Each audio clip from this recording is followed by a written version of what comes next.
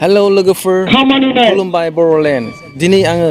उदालगुरि जिल्लानि सिङाव थानाय गायजामाटि होननाय जायगायाव दंफैयो बे गायजामाटि जायगायावनो दुलाराय बर' हारिमु आफादा बर' हारिमुनि खाम दामनाय सिफुं सुनाय सेरजा हुनाय बायदि रोखोमनि मोसानाय बिनि मावबादा हाबाफारि लानाय जादों बे हाबाफारियावनो आङो दिनै नोंथांमोननो मावबादाखौ दिन्थिनो थाखाय फैदों स' नोंथांमोना नायलांबाय थादो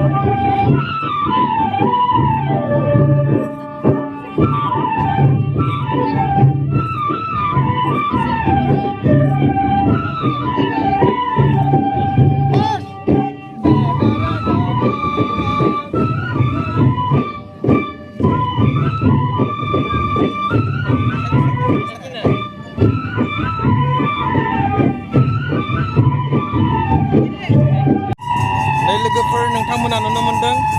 दानि सेंग्राफोराबो सिख्लाफोरजों लोगोसे बर' हारिमुनि मोसानायखौ लोगोसे मोसाफायोसै स' नोंथांमोना बिथांमोननि मोसानायखौ नुनानै मोजां मोनदोंना मोनाखै अन्नानै कमेन्ट्सआव लिरनानै हरदो बेवहाय नोंथांमोना नुनो मोनदों सासे फंबाय बिथाङाबो जों सेंग्रा जानानै सिख्लाफोरजोंहाय लोगोसे मोसाफादों स' जों सेंग्राफोरखौ जोबोद गोग्गाथावना खालामदों स' नोंथाङा मालानिफ्राय मोसाजेननायमोन आं जेतिया क्लास 8 होमबानो आङो गामियाव मोसाफादोंमोन आरो माने सिख्लाफोरदों उनावहा ओमफ्राय बिनिफ्राय सोलों जेतिया एसे रोंलांबाय ओमफ्राय फार्स्ट खेब आं तामुलपुर जेतिया 30 वार्कशप जादोंमोन बेयाव बाहागो लाजेनदोंमोन एबार दा 32 जाबाय बे 32आव खननै जाबाय बाहागो लानाया आङो आदसा फंबायनि मुङा आंनि मुङा फोजाखां बर' आङो उदालगुरि जिल्ला रौता ओनसोलनि आदसा बेयाव बाहागो लानानै बोरै मोनदोंमोन बेयाव बाहागो लानानै जोबोद गोजोननाय मोनदों बेयाव बाहागो लानानै मोनथियै खौरांफोरखौ मिथिनो मोन्दों गिदिर गोलावफोरनिफ्राय मोजां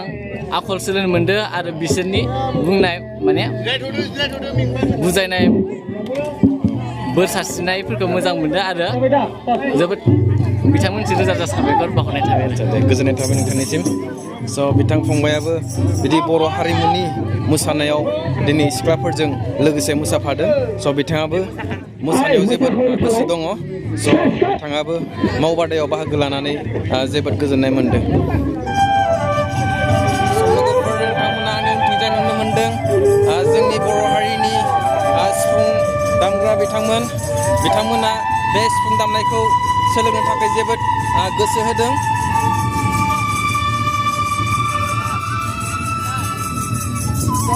बेवहाय नुनो मोनदों सेरजा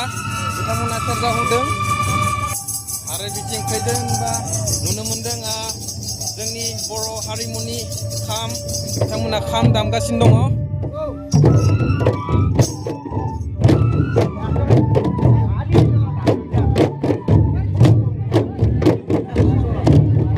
बेवहाय जों लोगो मोनदों जोंनि बर'नि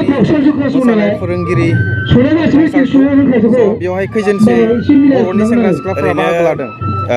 खाम सिफुं मोसानाय सेरजा गासै 200नि खाथियाव दंहैयो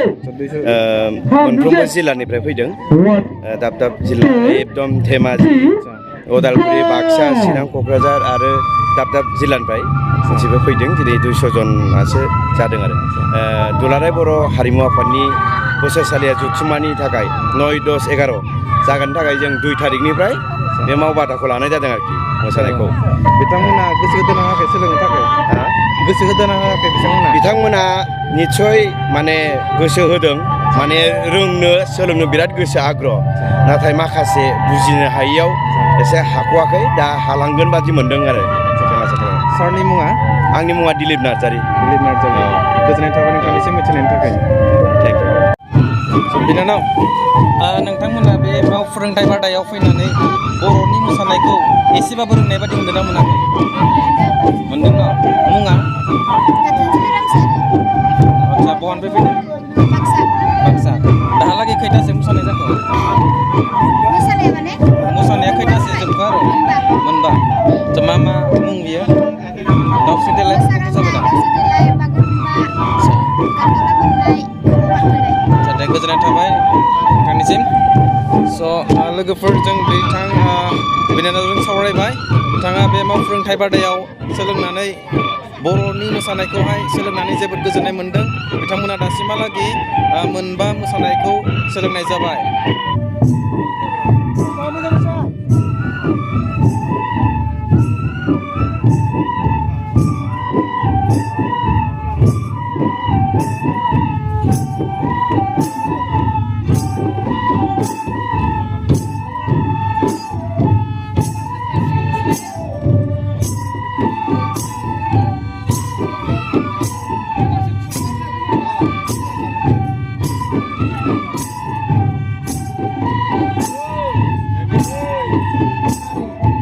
बेवहाय आरोबाव सासे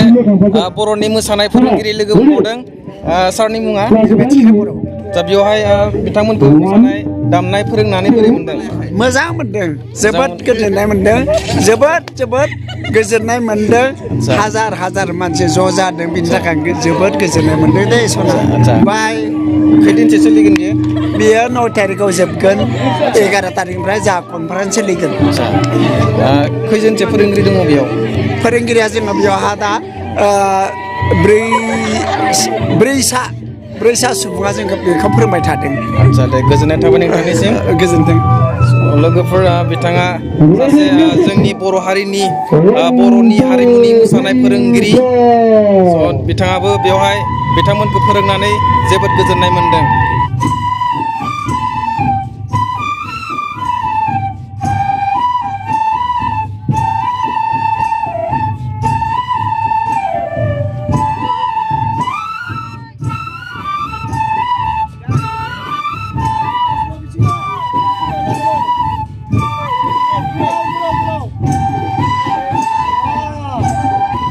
फंबाय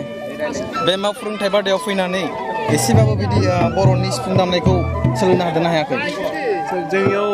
फोरोंथाइ बादायाव फैनानै एसेबाबो माने सिगांसो जों गावखौनो माने एसे डेभेलप खालामनो हादों एसेबाबो रोंखायोमोन आरो सिगाङाव दामनो सिगां एसे एनै रोङोमोन रोंनानै आरो दिनै बेयाव फैनानै एसे मोजाङै सोलोंनो मोन्दों आरो सोलोंनायजों लोगोसे जों माने माखासे आउट नलेजफोर सोलोंनो हादों आरो ओमफ्राय मा दामनायखौ सोलोंनाय जाखो दायो जोङो खामान होनाय मोनबाय ओमफ्राय खैजिमा फनाय ओमफ्राय मानिखौ बागुरुम्बा मोन्दों ओमफ्राय मोसाग्लांनाय ओमफ्राय मोनसे माबा गान्दुला बोननाय ओमफ्राय फंबायनि मुङा आंनि मुङा गोमसार बर' जायगाया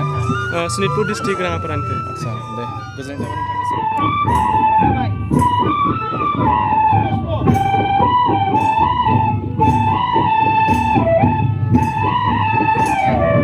बिनानावनि मुङा अनजु बर' स' बेयावहाय बर' हारिमुनि मोसानायखौ सोलोंनानै गोजोनदोंना गोजोनाखै बिथां बिनानावाबो बेवहाय बर' हारिमुनि मोसानायखौ सोलोंनानै जोबोद गोजोननाय मोन्दों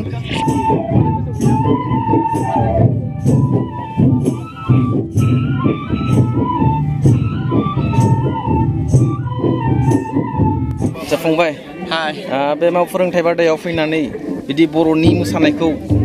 एसेबाबो सोलोंनो हादोंना हायाखै हादों माबादि मोन्दों जोबोद गोजोननाय मोन्दों बेयावहाय मोसानानै हालागै मा सोलोंनाय जाखो ओरैनोथ' जों बागुरुम्बा मोसाग्लांनायफोरखौ मोनखाबाय ओमफ्राय बेयावहाय खामान होनाय दाउथै लोंनाय बिदिनो गोदान मोन्दों आरो फंबायनि मुङा देरहासार ब्रह्म जायगाया बे उदालगुरि डिस्ट्रिक्टआवनो दे गोजोननाय थाबाय नोंथांनिसिम थेंक इउ स' लोगोफोर बिथां फंबायाबो बेवहाय मावबादायाव फैनानै मोसानाय सोलोंदों स' बिथाङाबो बेयाव फैनानै जोबोद गोजोनदों 4 5 6 7 बबेखौ दा बेनिफ्राय बबेखौ क्लियार मोनाखै बुंना लालाय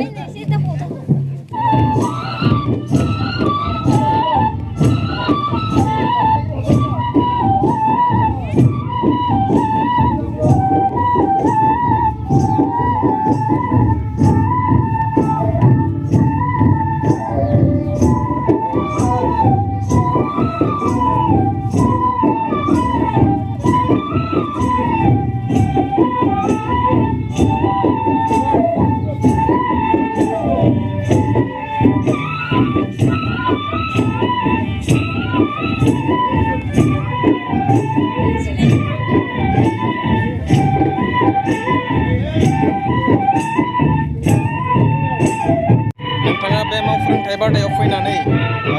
बर'नि मोसानायखौ एसेबाबो रोंनाय बादि मोनदों ना मोनाखै मोनदों सिगाङाव मोसाखायोमोन नामा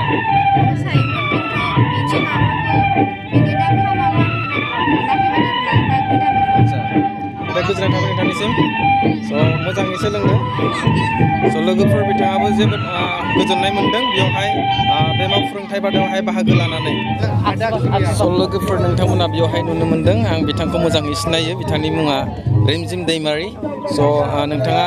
बेवहाय बाहागो लानानै बोरै मोनदों औ मोजां मोनदों आङो बे बारजों बिदि मावबादायाव बाहागो लानाया दिनैजों थामथि खेब जाबाय आरो थामथि खेब औ ओमफ्राय आं दिनैसो फार्स्ट टाइम माने जागायजेननाया दाखालिनिफ्रायनो जादों नाथाय आं दिनैसो बेयाव सेथि फैदों दिनैनिफ्राय सोलोंदों मोजां मोनदों दे गोजोननाय थाबाय नोंथांनिसिम मिथिनायनि थाखाय दुलाराय बर' हारिमु आफादखौ आं जोबोद साबायखर होदों मानो होनोब्ला बिथांमोना बेबायदिनो गुबुन गुबुन दाब दाब जायगायाव बिदि बर' हारिमुनि दामनाय देनाय बायदि रोखोमनि मोसानायनि मावबादा अर्गानाइज खालामबाय थाबा जोंनि हारिमुनि बिदि दामनाय देनाय बायदि रोखोमनि मोसानाया अरायसम थांनानै थागोन लोगोफोरजों दायो बे दुलाराय बर' हारिमु आफादनि एसिस्टेन्ट सेक्रेटारि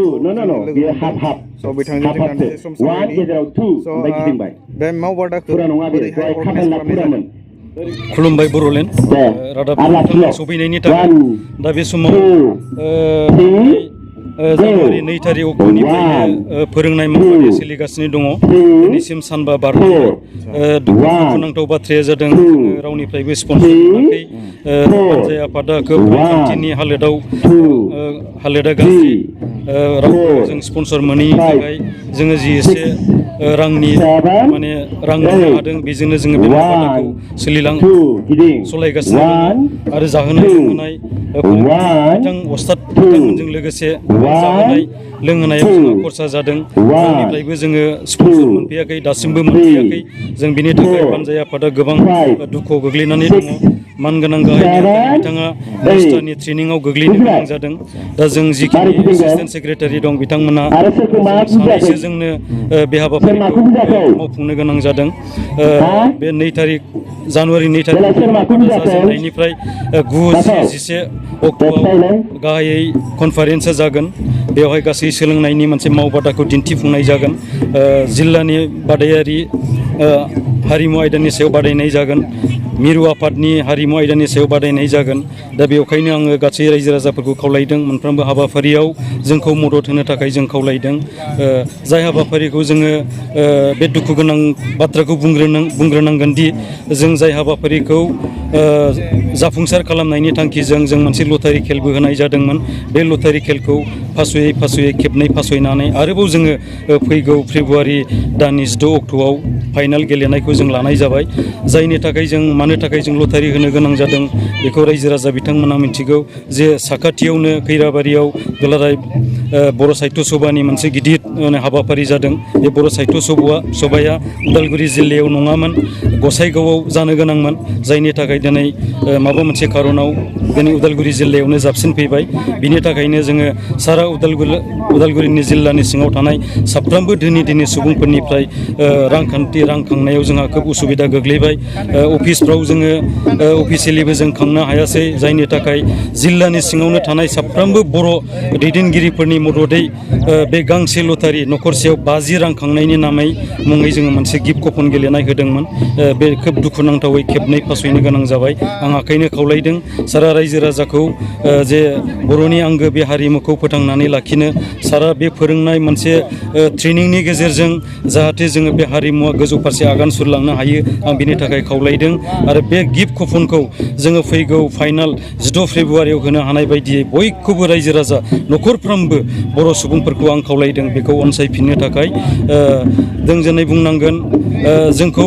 मुगैनाय माने हारिखौ मुगैनाय जागोन। हारिखौ मुगैनाय माने खोब बर' हारिनि थाखाय सारा बर' जाथिनि थाखाय खोब माने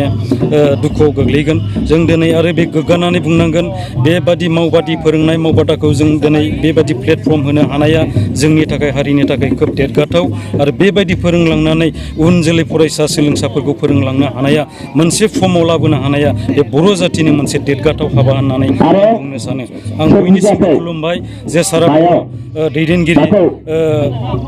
सारा साफ्रोमखौबो बे जोंनि बे मावबादाखौ नायफैनानै बिनिफ्राय अनसुंथाइ आरो हाजासे मदद होनो थाखाय आं गले गले खावलायदों। आं बेखिनिखौनो नेहाथारि हिसाबै आं बेखिनिखौनो बुंथिनानै दोनथ'नाय जाबाय। गोजोन्थों। गोजोननाय थाबाय नोंथांनिसिम मिथिनायनि थाखाय।